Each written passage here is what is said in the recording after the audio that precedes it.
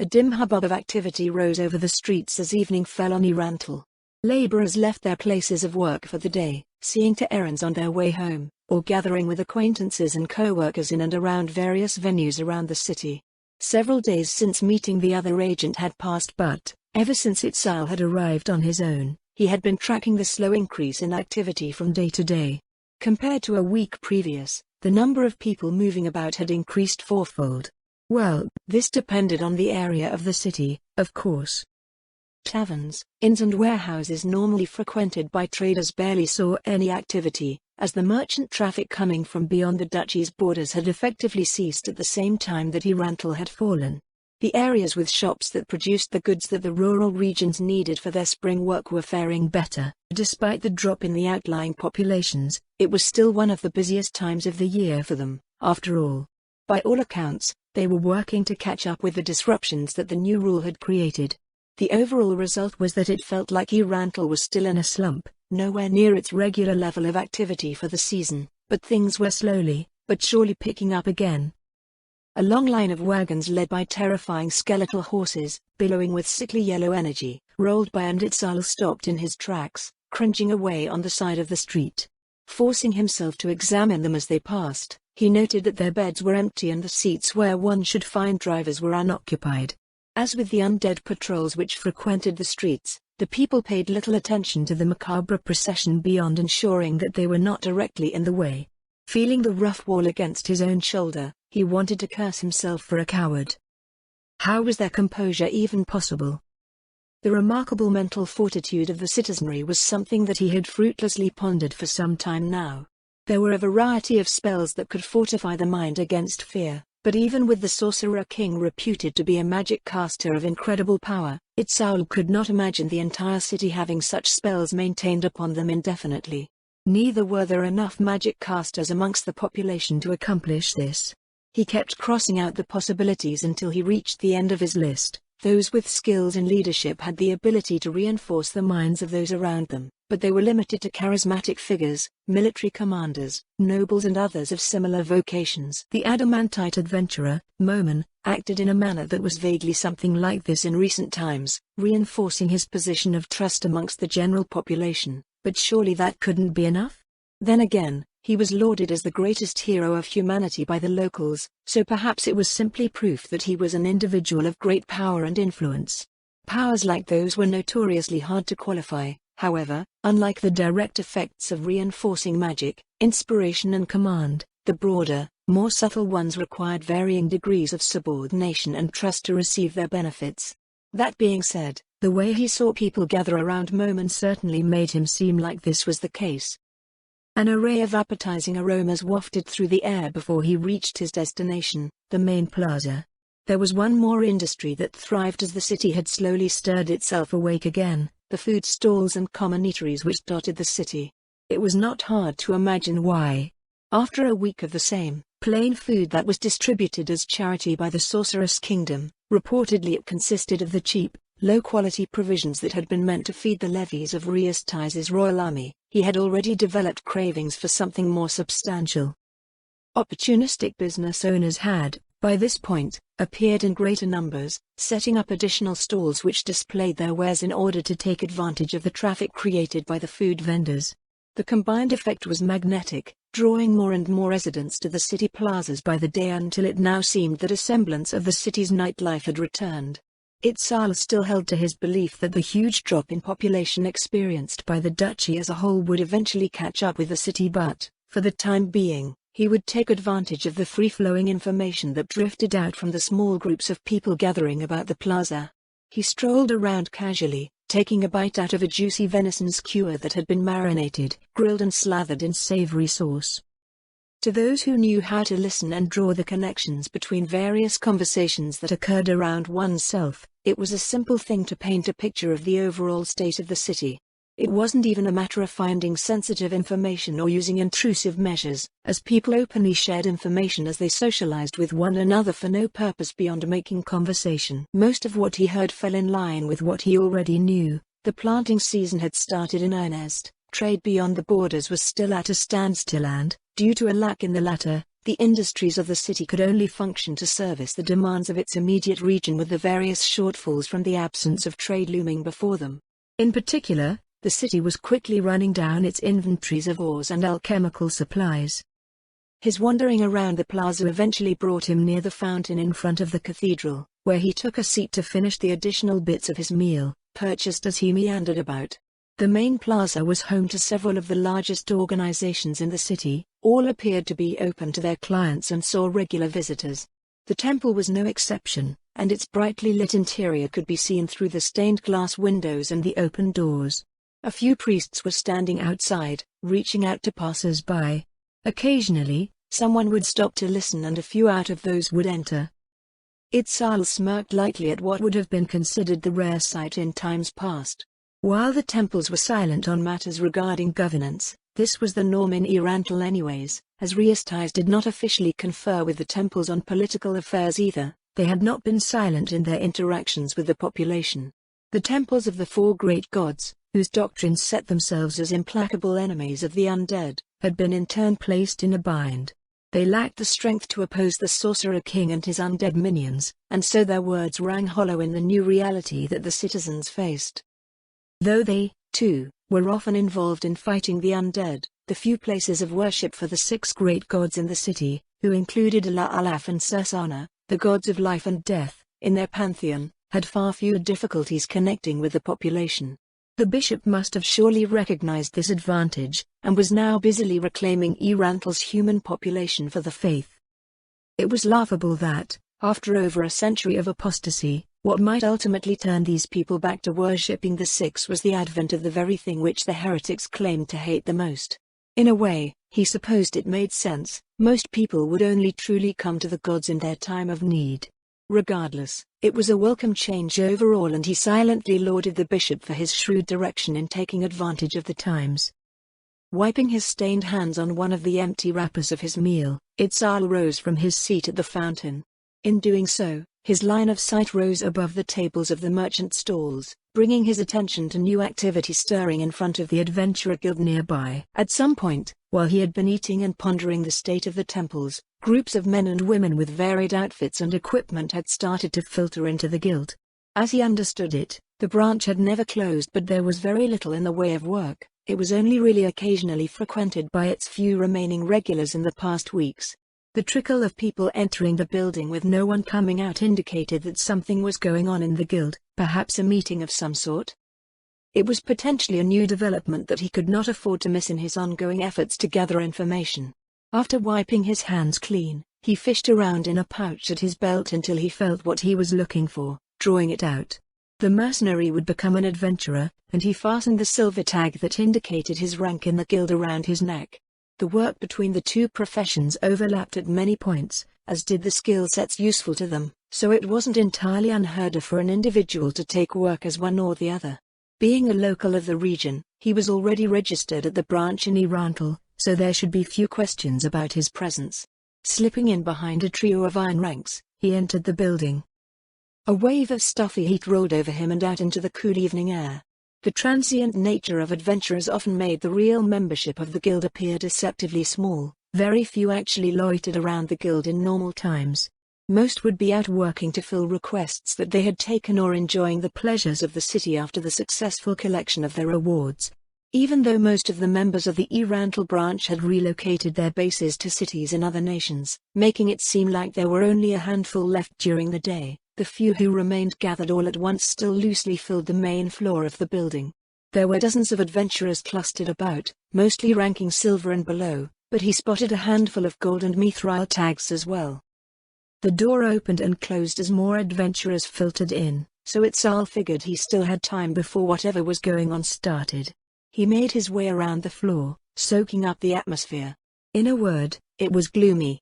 While he could hear animated greetings between friends and rivals every few minutes, this sort of interaction was scarce. More common were those discussions made in half-hearted tones, no bounties to be made, no new requests, be they for investigations, escorts or exterminations, and the underlying sentiment that after over a month of this continued inactivity, Their guildmaster had called the gathering of both active and inactive members to formally announce the dissolution of the branch. Looking over the board, which he remembered once being filled with fresh job postings, he scanned over the few lonely sheets of paper still pinned to it.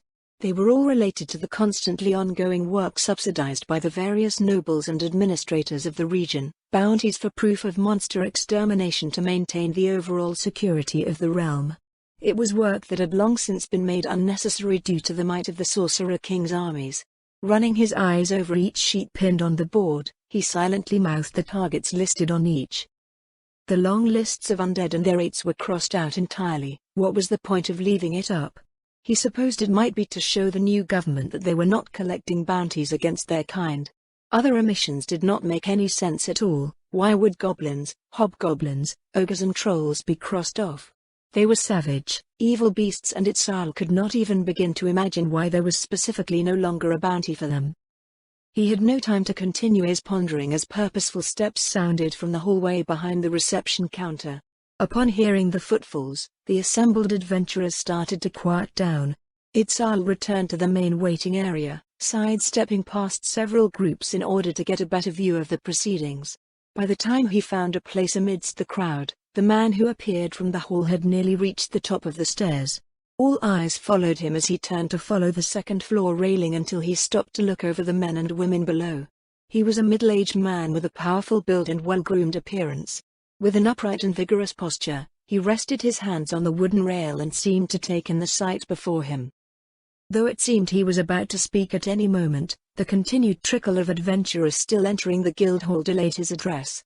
When it finally appeared that no new members would arrive, Pluton Eintzak, master of the Adventurer Guild of Irantal, spoke, emanating a voice carrying the years of authority and leadership that came with his long service. First of all, He abruptly stopped as the door opened one more time and he peered at whoever had entered for a moment before starting again. First of all, I'd like to thank you all for coming to my call. I'm truly gratified and humbled that. Skip it, Eintzak. A voice called up from below. We're not a gaggle of officials expecting some speech from a noble. You're too scruffy to be one, anyways. The guildmaster's eyes flickered across the group for a split second as sporadic laughter rose from the adventurers below. He seemed to relax a bit and relaxed into a broad grin. Fair enough, Mochnich, he said good-naturedly. I'll give it to you straight, then. It's the least that I can do, after all we've been through together as a guild. Eintzak cleared his throat and visibly steeled himself. Just last week, His Majesty came to me with a proposal. He held out his hands to hold back the murmur that rose in the wake of his words. A new adventurer guild, under the direction and support of the Sorceress Kingdom. Itzal's mouth dropped open. He wasn't the only one. Following the shocked silence, first one voice, then another rose from the crowd. Have you gone daft, Eintzak? A man's furious voice shouted up at the guildmaster. His Majesty? A woman scoffed. Did he get charmed or something? Someone get up there and ring his head a couple of times. More voices filled the hall. Many were incredulous, some raised their hands to cast angry gestures in the direction of the second floor. Expressions of betrayal, confusion, ire and scorn marked the faces of those around Itzal. It wasn't long before a dull roar filled the hall, and the guildmaster switched from delivering his message to attempting to calm the adventurers down. The sound rose to a raucous clamor before a second figure appeared behind Eintzak and it all at once ceased. Once again, the guildmaster spoke into the sudden silence. I have discussed the matter with Moman here, Eintzak said in a calm voice, as well as Theorakshir of the Magician Guild. I have also had the opportunity to speak at length with His Majesty the Sorcerer King, and we are all in agreement that this is the best course going forward for our guild. I will say now that it is everything that I could have ever dared to dream of, and more. Only an absolute fool would cast this chance aside. This offer has already been personally extended to the people in the Empire by His Majesty, so if you do plan on getting ahead before they start to arrive, I highly recommend that you get on board sooner rather than later. As he spoke, two more figures joined him, the second member of Darkness, Nobby, and Theorakshir, the master of the Mage Guild. The presence of the realm's most powerful and respected adventurer team along with two guild masters of the city pressed down on the men and women assembled below. After a moment of subdued silence, a woman's coarse voice from the crowd spoke. "But what will this new adventurer guild want from us?" she asked. "Why, to become what we are," Pluton Einsak replied with a gleam in his eye. It definitely did not match the dull look of one under magical compulsion. "To become adventurers." Pluton Einsak blew out a breath as he tried to relax and work out the tension he had locked within himself. It had been an intense 3 hours, the most pressed he had ever felt in his entire life. As a former adventurer, he had had his fair share of close calls and had been in any number of deadly situations. As the master of the Adventurer Guild, he had weathered many emergencies and dire crises, but he felt that all of that might have been more preferable to addressing a highly charged crowd of his own guild members. The reception to the Sorcerer King's proposal to have the Adventurer Guild become an organization that worked for the Sorceress Kingdom was mixed, as he had expected.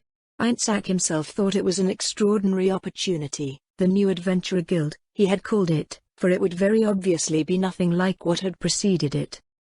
Instead of the dreary life that most of his members saw in times past, that of an endless grind of bounty hunting, long escorts and dangerous monster exterminations, they would become explorers, diplomats and proud representatives of the Sorceress Kingdom both within its borders and beyond. Such a thing was a naive child's dream, a foolish notion that could only exist in the tales of bards, composed to fill the mind with excitement and wonder over a fantastical possibility that could never be. No experienced and self-respecting adventurer, and certainly not Einsak himself, could have believed that such a life might truly exist. Yet there he had stood, spinning the proposal of that fanciful life before the ranks of veteran adventurers that he had known for years. He could recall each and every one of the faces looking up at him. Many were plainly disbelieving, and some of those members also looked like they were embarrassed from hearing their guildmaster even speak such childish words. Others were skeptical as he explained at length what was in store for the future. He had spent the days after returning from the Empire putting together the outline with assistance from Moman and feedback from trusted individuals who were already aware of what was coming, such as Theoraxia. Despite committing himself fully to His Majesty's vision, it was difficult to express it in words that could be accepted by others. Still, he believed that the hour-long outline that he had settled on would be sufficient to convince the assembled adventurers as to the benefits of the new system. In addition to the shift to their roles as true adventurers, they would receive the support of the Sorceress Kingdom in various areas that were traditionally difficult for those in their profession.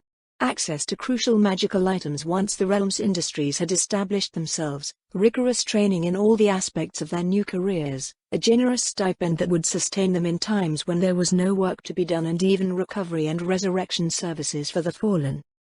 As exhaustive as this outline had seemed, questions still came for hours after. In the end, he wasn't even sure how many of the adventurers would remain to pursue this intrepid new path that had been set forth for the guild. They left the building, which had become unbearably stuffy from the uncharacteristic number of people assembled, to deliberate amongst themselves in the cool night air of the plaza outside. Moman and Nobbe followed after them, presumably to encourage a positive response. Theo had returned to the Magician Guild. All that remained was Einsak and the two guild receptionists, Winahashia and Ishpenronpal. The sound of voices from below caused him to realize that perhaps someone else had remained. Unable to see past the staircase and request board blocking his line of sight to the front counter, he descended to the main floor and turned to walk past the reception area into the hallway which led to his office. In addition to the two receptionists, there was a third woman in front of the counter wearing a forest green dress more suited to a client of the Central District or the Merchant Guild rather than the rough setting of the Adventurer Guild. Now that his thoughts had settled somewhat, Einsak remembered that it was her entrance that had caused him to cut off the beginning of his address to the gathered adventurers. It was not that she was especially beautiful, though recently, with Nobbe and the Sorcerer King's servants frequenting the city, it might have not exactly been a fair assessment, nor did she do anything to command his attention in any particular way. The reason why he had interrupted himself was that he recognized who she was, and that recognition brought to mind one of the first things Einzulgaon had said to him when he first broached the topic of the future of the Adventurers Guild. This young noblewoman was one of the scions of House Saradnik, whose territory lay right at the edge of the very location that the Sorcerer King had used to provoke Einsak over his ignorance of lands right at the duchy's doorstep. They also happened to be one of the reasons why the Adventurer Guild had little information on the region, as frontier nobles tended to defend the borders on their own. There had been no threats in recent history that warranted the assistance of the Adventurer Guild, so their members had no reason to go there. The idea that the nobles who were bound to their lands probably knew more about these unknown areas than the supposedly unchained adventurers seemed even more of a rub now that one of them was standing right in front of him. After that fateful meeting with His Majesty, he had believed that the Sorcerer King had not yet put all his cards on the table, and so it seemed that this noblewoman, with her uncannily timed entrance, was another one of those cards. Considering the depth of His Majesty's wisdom, knowledge, and foresight, there was absolutely no chance it was a simple coincidence. Not only had she been sent as a pointed reminder of the Sorcerer King's insight on the matter, she had been delivered to the guild as something that they would need for their future work. While a well-educated noble could function as a diplomat or negotiator and would be versed in the laws and policies of the realm, they were, to be blunt, flimsy civilians that were unsuited for the harsh conditions adventurers faced unless there were some special circumstances or martial traditions involved. Frontier nobles were a vestige of such a martial tradition, where in times long past the majority of nobles were expected to be able to personally defend their then wild territories in Riastis's early days of expansion, directly commanding their forces and fighting alongside them. Still, though, it was irregular in a different way. As far as Eintzak remembered from the previous winter, Lord Zaradnik had 3 children, 2 sons in addition to his youngest daughter. He had come to the guild to update his own paperwork and, while his sons seemed very much starry-eyed at the sight of the adventurers around them, his daughter did not seem to share that interest. It made sense that he would not want to expose his eldest, the heir apparent to his title, to danger as an adventurer, but why would he send his youngest daughter? As he seated himself in front of the desk in his office, he pondered what it meant. Normally, noble daughters were used to create alliances and forge blood ties with other noble families. The daughter of a frontier lineage was a particularly attractive prospect to any aristocratic family that wanted to introduce a bloodline more suited for military matters. With the increasing lawlessness in various regions of the kingdom, it would have been a clear path for Lord Zaradnik to forge a beneficial relationship with another noble house, at least before the annexation of Eranthal. The only other reasoning he could come up with was that her family had opted for a different strategy, which was to send their daughter to find a strong adventurer to serve as a consort who would further strengthen their own pedigree. It seemed a sound, rational move, one that showed that House Zaradnik was in support of His Majesty's efforts while forwarding their familial objectives as well. Considering how she was dressed more like a courtier than a warrior, it appeared that this case was likely. She probably wouldn't have any issues achieving that goal. A consort of that nature was not exactly a husband, after all.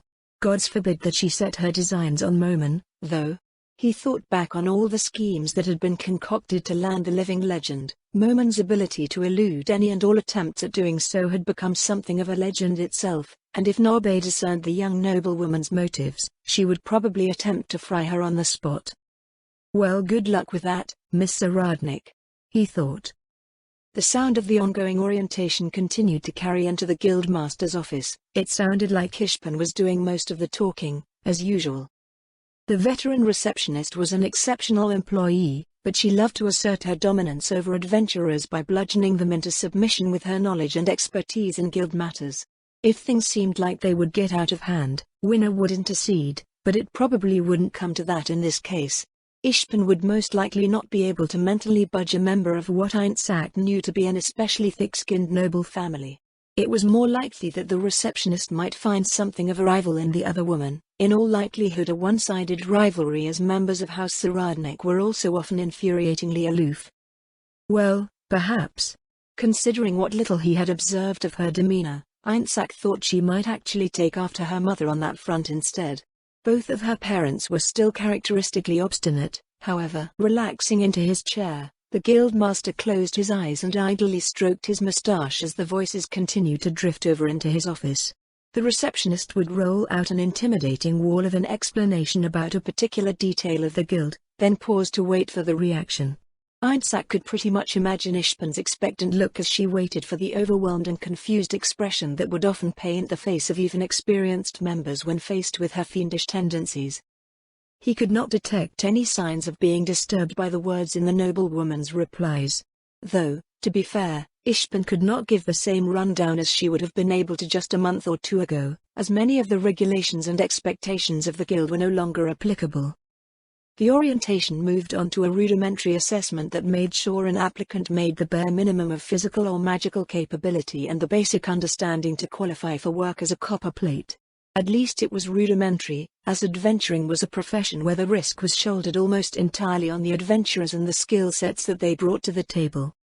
While still being developed, the new assessments carried out in the future would need to ensure that every member fit the new requirements for what would officially be an expeditionary arm of the state. New standards for entry would need to be hammered out, and formal resources for development would also see growth in due time. The changes in how adventurer teams would be structured was revolutionary, to say the least. The sounds of activity and discussion from the reception area died down and, as Einsak had expected, a copper plate was issued. This, too, was something that would eventually need to be addressed. Adventurer ranks were most often seen as a mark of martial prowess, achieved through feats of individual or group strength. Now that their fundamental purpose had changed, other skills not directly related to raw power, such as expertise in law, diplomatic acumen and survival skills, would need to be factored in somehow. The members of the new Adventurer Guild stood a high chance of being the first representatives of the Sorceress Kingdom that many outsiders would see from this point onwards, so Einsak believed that the standards of this new exploratory vanguard should be set as high as possible in order to impress their quality upon all who encountered them. He heard a polite farewell being made by the Zaradnik girl, followed by the sounds of her departure. Einsak opened his eyes at the closing of the door, looking down on the piles of documents, reference materials and proposals scattered over his desk. A bright future lay before the adventurers of the Sorceress Kingdom, a future filled with purpose and honor, fortune and fame, a world which awaited them with all of its mysteries and wonders. The life of an adventurer. He felt his eyes tearing up upon remembering how he had felt when he understood the full meaning of what the Sorcerer King's proposal meant. It was as if he had come to return to them a birthright that had long been lost, buried beneath generations of ruthless and uncaring practicality. The master of the new Adventurer Guild leaned over his desk after wiping his eyes clear with his sleeve, picking up his pen to return to his work. Before that promised future could arrive, there was still much to be done. Was the hem always this high, my lady? Amelia somehow spoke clearly around several pins in her mouth as she knelt to inspect the skirts of Ludmilla's dress. It doesn't feel much different, Ludmilla replied absently. The mirror stood in its usual place before her, but Ludmilla was busy digesting the materials that she had received from the Adventurer Guild receptionist the previous evening to give too much thought to Amelia's words. Her lady's maid probably had the right of it, anyways. In the weeks since the work had started in Warden's Vale, Amelia had grown to become an excellent complement to Ludmilla's activities, becoming familiar with her mistress' shortfalls in various areas and bringing a sort of harmony to her lifestyle. The unspoken rapport that had developed between them was something Ludmilla had never had before, but she now considered it an indispensable part of her daily life. With her household seeing to the mundane, domestic tasks and errands that revolved around the workings of a noble house, Ludmilla was able to focus entirely on her own duties as a noble. Did it shrink? No, it's unlikely that Willuvian would have messed things up, Amelia murmured as she brought out a measure. The dress hasn't changed. How tall were your brothers, my lady? Ludmilla looked up from her reading to examine herself in the mirror. She had a vague sense that the hem of her skirt was higher than it used to be, but it was not something she would have obsessed over. Glancing around for a moment, she realized that she had always used familiar things in her own home to gauge the height of herself and her brothers. There was none of that here, obviously. Just a bit taller, Ludmilla replied. They were of a height with my lord father, so half a hand, maybe? Amelia made the last few touches on her outfit before she stepped back to examine Ludmilla's appearance. Her gaze roamed over different points of her outfit before she spoke again. You should prioritize ordering a new wardrobe, my lady, she said. This outfit is getting too short, and you simply cannot wear the same dress every time you come to visit the city. People are sure to notice, and they'll start looking down on you. She has been mentioning this more frequently. Ludmilla stepped down from the footstool in front of the dressing mirror. It was something that she honestly wanted to get done at some point, but scheduling appointments with the various boutiques around the city would be far too time-consuming. It seemed that she was never in a single place for more than 2 days. The last few weeks had seen her run an endless cycle of going back and forth between Wardensvale and Rantle, ferrying timber and returning with a handful of new villagers and various odds and ends that could only be purchased from the city. She thoroughly enjoyed the feeling of watching her domain slowly come back to life and come closer and closer to surpassing its former heights of development, but she wasn't simply content to watch the grass grow after seeing the fields cleared and sown. Work was now starting on the next set of fields, with her woodsmen slowly clearing the way for the new development. Most of her time now was spent figuring out how exactly this new development would manifest. She did research on various industries, consulted with her few contacts as well as many of the trade guilds around the city to see how the groundwork for her ideas could be properly laid out. There were also a couple of new additions to her household in the city, to whom she had delegated various responsibilities to, and the villagers that had first arrived now seemed nearly ready to take care of the new arrivals on their own. With this being the case, Ludmilla felt that maybe there would finally be enough time to take care of all the personal matters that had piled up. That was before the Adventurer Guild. She had arrived in the city the previous evening with another delivery from the barony, finding a sealed letter awaiting her in the manor. A look of dismay slowly spread across her face as she read the contents and instantly understood that the free time she had been looking forward to was no more. Baroness Saradnik. You are to register at the Adventurer Guild no later than the 8th day of Middlewind month. Participate in their activities. Shaltir Bloodfallen. The beautifully formed cursive of her liege's handwriting was greatly at odds with the simple message, and Ludmilla had turned the paper over several times expecting additional information. Then she realized that it was the evening of the 8th day of Middlewind month and rushed off in a panic to change from her traveling clothes to something decent to wear in the city, which consisted solely of her forest green dress that was now apparently too short. With no carriages available for hire in the city still, she made her way to the main plaza as quickly as she could, jogging past the citizens on the streets and skimming around the undead patrols. She counted it fortunate that she didn't get lost along the way. The Guildhall already had a crowd of people inside and her late entrance had interrupted the guildmaster, causing him to pointedly follow her with his gaze as she attempted to creep by. Ludmilla very much wanted to shrink away from everyone's notice at the attention drawn to her tardiness. Fortunately, he resumed speaking a moment later. After several hours inside the stuffy building in a chaotic back and forth between the guildmaster and his members, the assembly had dispersed to make up their minds over the proposal.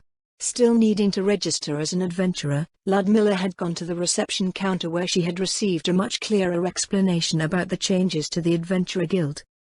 Ishpan, the receptionist, had explained in a refreshingly comprehensive manner and was able to answer Ludmilla's questions to her satisfaction, which she was infinitely grateful for after becoming lost in the melee of words during the meeting.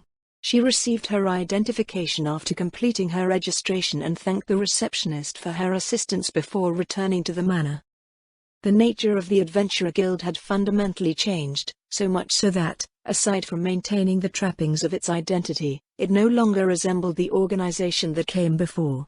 She came to understand why Lady Shaltir had sent her, but, while House Saradnik had adventuring as a part of their ancestral identity, their duty as nobles had caused them to drift apart from what could be considered a conventional guild membership, and Ludmilla wondered if she would truly be able to fit in. Her family occasionally worked to fill requests to supplement the income of the domain, but the nobility at large were usually clients of the Adventurer Guild. Each administrator would set aside a portion of their budget and, in combination with the system of subsidies pioneered by Princess Rena, make a cost-benefit analysis over whether commissioning bounties and various requests would be worth the revenues that would be gained or lost if they did not. For the nobility, it was a system grounded in cold practicality, one that ensured an efficient means to field an effective response to the periodic threats that appeared in the lands. Between the thousands of fiefs in Riastais, adventurer parties with strength ranging from that of village militia to those that rivaled small armies could, if required, be contracted, with none of the expenses involved in training and maintaining a standing army, as well as handling its logistical challenges. It was a godsend for poorer nobles who could not afford the upkeep associated with armed, professional retinues, and a way for wealthier lords to maximize their resources for other concerns. With the advent of the Sorceress Kingdom, however, the powerful standing army of undead with negligible maintenance costs had usurped the mainstay of adventuring. The new mandate of the Adventurer Guild, by all appearances, was in response to this new reality. Rather than monster exterminators, they were now an expeditionary arm of the Sorceress Kingdom. As the bulk of the state's military might lay in the Sorcerer King's personal forces, this meant that such an organization would be used for exploration, cultural exchange and diplomacy rather than to participate in foreign conflicts. Seeing that Ludmilla possessed skill sets that were now in high demand by the reformed guild, Lady Shaltir must have sent her to contribute in what was reportedly a personal project of His Majesty. Hopefully, she could produce some positive results for her liege, to whom she was already greatly indebted to. "My lady, it's almost time," Amelia's voice drew Ludmilla from her ruminations. Ludmilla took a deep breath and refocused her thoughts before leaving the solar to descend to the main floor of the manor. Even as she thought about the new Adventurer Guild, her responsibilities as a noble pressed at her from another side. After weeks of adjustment, the nobles of the duchy were finally starting to settle into the new administrative systems of the realm, and a formal meeting of the House of Lords had been called. As far as she could tell, it was exactly that, a formality. While the Kingdom of Riestais convened a legislature which was attended by a multitude of aristocrats, the Duchy of Erantle had less than 24 who held the suitable rank to attend. The upper house of their parliament, the royal court, was more than enough to ensure that the various aspects of their single duchy were kept in working order. Still, it served as a forum for the various nobles to air their grievances and bring attention to problems that spanned more than a single fief, so she supposed that there were some merits to such an assembly. It was not something that couldn't be done in a more informal setting, however, and so far the Sorcerer King's administrators working in the city were very much adequate for keeping the flows of bureaucracy running smoothly.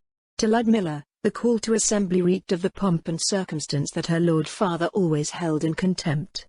She couldn't imagine that she would appreciate such a pointless activity either. Lady Shaltir had made more than a few disparaging remarks about the endless regular meetings of the royal court, so it seemed that even high nobles could share that same distaste. As Ludmilla made her way across the gardens to the royal villa, she continued to weigh the benefits of such activities against the time that she seemed to never have any more. Along the way, she spotted a familiar figure in a kobold gown headed in the same destination and picked up her pace to close in on her.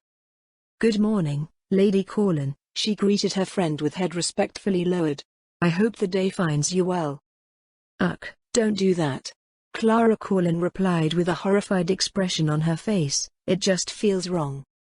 "It would be improper to address you otherwise, my lady." Ludmilla felt the corners of her mouth creep upwards. The recently enfeoffed countess gave her a sulky look.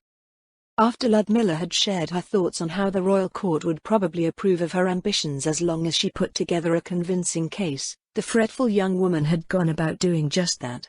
Most would be enthralled and distracted by her radiant and demure appearance, but she came from a long line of outstanding administrators and shrewd merchants and was now in a position to exercise her own substantial skills.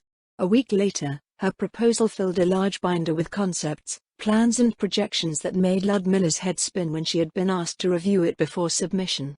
Clara was a baroness the last time Ludmilla had departed from Corlin village with the most recent group of new tenants, and by the time she sailed back down again from Warden's Vale, the royal court already accepted her proposal. It was always startling how quickly the Sorceress Kingdom could process matters that would take months, or years as Clara's case would have surely taken, of deliberation by the courts of Riestais. That was if it was not simply dismissed outright as too ambitious by high lords who were constantly wary of upstart threats. The Sorceress Kingdom did not care for human politicking, they did not fear the risk of uprising, and they definitely spared no thought for customs that had been observed by the aristocracy for generations. Clara's proposal had simply been approved, and not only had she been granted Baron Vintner's old title, but the entire stretch of the riverlands from the city of Erantle to the border of the slain theocracy. She was promoted to countess since the resulting domain would be far larger than what her former rank was expected to manage.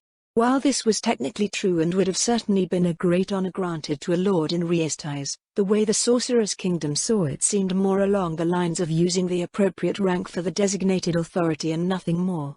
The reply that came along with the promotion was similarly succinct. There was no fanfare or ceremony or anything else that normally accompanied the rise of a new high noble, only a short list of expectations and instructions for her to immediately get to work on realizing the projections outlined in her proposal. A secure and reliable flow of exports and commerce, as well as the payment of taxes and the lease of undead labor, was expected after each harvest. Any developments that resulted in deviations from her development schedule were to be reported without exception. The curt missive did nothing to put off the new countess, who set about reorganizing all of the territories abandoned by their former lords. She had even chartered a new town, straddling the highway which formerly acted as a boundary between the Corlin and Vintner baronies. Clara asserted that it would become an important harbor in the future. Needless to say, she went from being one of the wealthiest nobles in the duchy to the most wealthy noble in the duchy by far, as well as the most influential to the human subjects of the sorcerer's kingdom. Beyond the new harbor town, her other ambitions included refurbishing the highway between Erantle and the border of the theocracy and optimizing it for commerce, building a new, fortified bridge over the Katsa River and returning the fertile riverlands to full productivity within the next 2 years. Clara also had the distinction of being the first noble in the realm to have her oath of fealty ratified by the Sorcerer King, though this contract to view had simply come in the form of a ubiquitously stamped document rather than any semblance of a personal ceremony. Though Ludmilla's liege was now Lady Schultier, the Countess still held a higher court rank and Ludmilla would observe the proper public forms. It was probably because Clara knew her dear friend's obstinate personality all too well that the idea it might continue on indefinitely horrified her. As they entered the palatial royal villa, Ludmilla broached a question. "Have you any idea why the House of Lords is convening, my lady?" "Not at all," Clara replied. "I only came to know about it just before you arrived in the harbor, and we arrived in the city together. The notice that I received was not accompanied by any details." They slowed as they approached what appeared to be the hall prepared for the assembly. According to the laws adopted from Riestais, Countess Corlin's rank should have made her a member of the royal court. Her being uninformed seemed to indicate that the Sorceress Kingdom had indeed decided to keep the highest level of the legislative branch separate from the nobles of the duchy, who were technically direct vassals of the Sorcerer King and thus a part of his court. It was something speculated over for the past few weeks, and a decision that most would agree upon as sound. Erantle's territory and population was relatively small and did not require such a disproportionate membership in the royal court. It meant that they would continue to function in much the same manner as they had when the duchy had been a part of Riestais, and any appointments to the royal court would be for a specific purpose rather than to appease the desire for intrinsic rights. It was still legally a right, however, though no one seemed inclined to exercise it unless they had a compelling reason to do so. Everyone was too busy, and no one cared enough to make themselves needlessly busier. The assembly hall was one of several similar rooms on the main floor of the royal villa, which could be used for anything from banquets and balls, to the sort of meeting that they were presently called to attend. Several rows of long desks fashioned from rosewood were arranged in a semicircle around an ebony speaker's stand, and many of the seats available had already been filled. The room's drapes had been drawn fully open, allowing the morning light to fill the hall, gleaming off of the painstakingly polished furniture and floors. Ludmilla could not discern any pattern to the seating arrangement, so she walked around with Clara until they found a space where they could be seated together. It was roughly 5 minutes until the session was supposed to start, so there was not long to wait. When the time came, the doors closed. A murmur of confusion arose. There were only human nobles in the room. There was no sign that there was anyone that could be seen as a representative of the royal court. It was only momentary, however, as Countess Jesn rose from her desk in the front row and went to stand at the dais. Heads turned to exchange looks with one another over the idea that one of their own had risen to speak to them, and one other thing, as well. Before the Battle of Katsa Plains, the majority of nobles representing their fiefs in the territory were men. Riestais was traditionally a patriarchy as well. Women were mostly looked upon as a means to create dynastic ties. In the wake of the battle, however, most of the noblemen and their male heirs had been slain. Those that survived had fled with their families with the memory of the massacre at their heels, abandoning their lands. Left in their wake was mostly a hodgepodge of spare sons, single daughters and bereaved widows and mothers.